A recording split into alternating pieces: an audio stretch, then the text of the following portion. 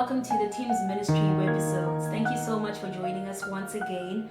Mama, I want to understand, after rape, what happens in your mind when it comes to your outlook on men? What would happen to you when you would look at a man, generally at a man? I will say, Melody, it differs from different people. From my experience, I grew up with boys. So for me, it was normal to have friends of boys. But after the rape, I started not trusting men. I started letting go of my friendship of the boys, and I started befriending girls. And as the time goes on, I thought, no, you know what? I can be powerful if I can be a man. I can be strong and do whatever I want to do, because I found out men, they take anything they want to do. They are forceful. And I thought, I can be a man. And I started people who know me, they will testify. I started at varsity, being a tomboy. I had my caps on the side. I would walk like a gangster. My associates were guys, and I would see the body of a woman and I would admire it, which was really not a good thing. But that's how far when God started dealing with stuff. And me, I was not ready. You know, when God points stuff in your life and you are not ready. I was not ready. So I thought, this is the right way to deal with this stuff. Let me be a boy. Then I will sort it out as a boy. But I thank God, by His grace and mercy, I never committed to be in like fully. I ended up admiring. I didn't take action of doing what I was feeling. And I thank God, because I recommitted my life at that time. I don't think if I was not recommitted, my life was not recommitted to God, I would be able to do that, just to let go of that life which was sneaking into my life. Wow, that's powerful, Mom. That's really powerful. So, Mom, I was actually reading about Absalom and his sister Tamar in the Bible. And I don't know why, man, it was just such a touching story to me to see Tamar getting raped by her brother, was a stepbrother, and Absalom was Tamar's brother. And the Bible says for 2 years, Absalom held a grudge with his brother.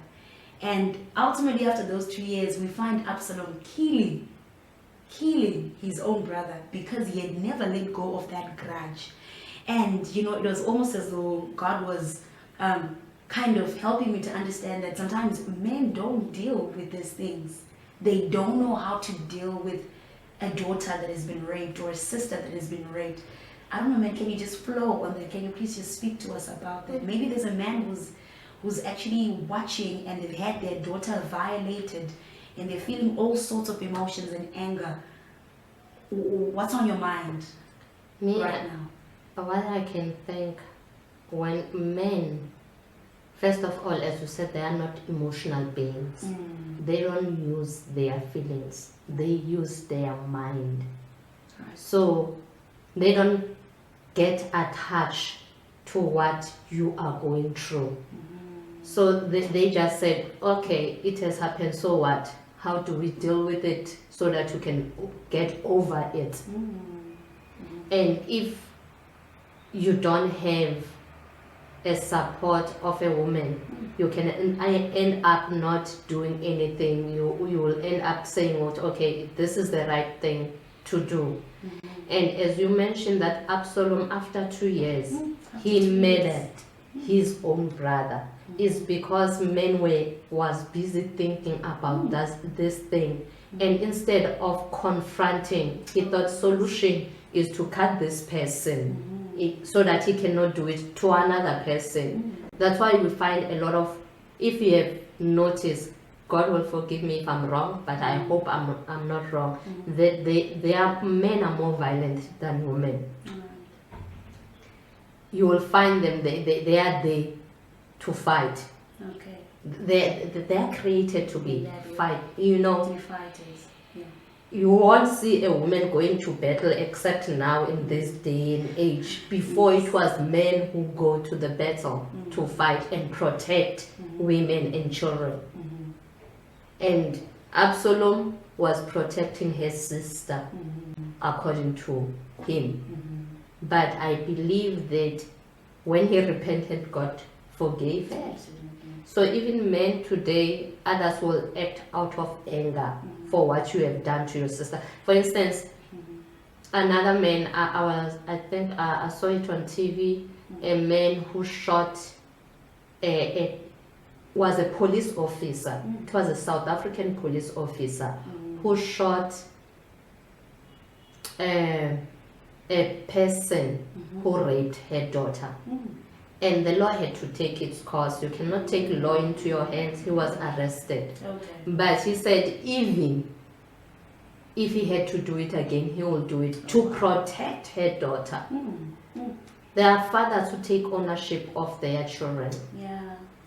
And if you are a man out there, protect your job description is to protect women and children. Just protect us from this evil which has come in our countries. Very true, Mom. And the saddening thing is that you just never know who can do it. That is just the saddening thing, that you just never know because they gain your trust. And Mom, I want you to speak a bit about, you were speaking about a sin in a movie that you saw, and you say that the wife gave the daughter to the stepfather because she wanted to save their marriage. The husband is basically saying that he's going to leave unless the mother allows him to also have sex with the daughter. And she says to her daughter, had this not happened, where would we have been? So she's basically saying that I had to give you up as an offering to your stepfather because he was taking care of us. Mom, what advice would you give to a woman right now who's in that situation where they've got a daughter from another marriage and the husband is raping the daughter and they don't know how to handle it? In your mind right now, I just want you to just flow and give them wisdom. Me, I've never experienced that. As I said, I've watched it on TV. But I think you have carried a child for 9 months as a mother. Yes. And I believe when you get married to another man which is not your daughter's father, you have a responsibility to make sure that your daughter is well. Your daughter is protected and is feeling that I belong in this. There's another thing that I will advise, even before you get married. You court this man, or if you are not saved, you date this man. As you are dating this man, you can learn what kind of man he is. You can push the boundaries so that you can see, what are you dealing with. Okay. I went to a marriage, I'm not married, but I went to a marriage seminar. They were talking about you see stuff before you get married, but you choose to ignore them, but they will catch up in your own marriage. So if your husband is a violent person, he beats walls when he's angry, don't you think what in future those walls will be you as a wife? You understand? And if a man is cheating on you now while you are dating or courting, what do you think which it will happen when you are married? He will even use your stepdaughter to get what he wants. And as a mother, I don't see myself sacrificing my son, no matter how much I love the man. He is my everything, and your daughter must be your everything. You need to protect her, and you know your daughter. I told you earlier on when we were just chatting, it's very important to know your child while he's growing up, so that you know when he is fine, when she is not fine. You know everything about him. You pick up those things which even sometimes you wouldn't sacrifice, like the mother on the scene of the TV sacrificing her daughter. You wouldn't sacrifice your daughter, but when you are not around, the stepfather will be abusing your child and not saying anything to you because he's scared of what the stepfather said to the child. So you need to know your child so that you know there is something wrong, and you try and work it out. My baby girl, let's sit down. What is happening? You will find a wisdom as a woman, as a man of God. You've got wisdom that God has given you. You find that wisdom and use and find answers. So Mom, what do you think stops people from reporting rape? I believe is you think of the shame that rape brings. You always think what people will look you in the eye of being raped.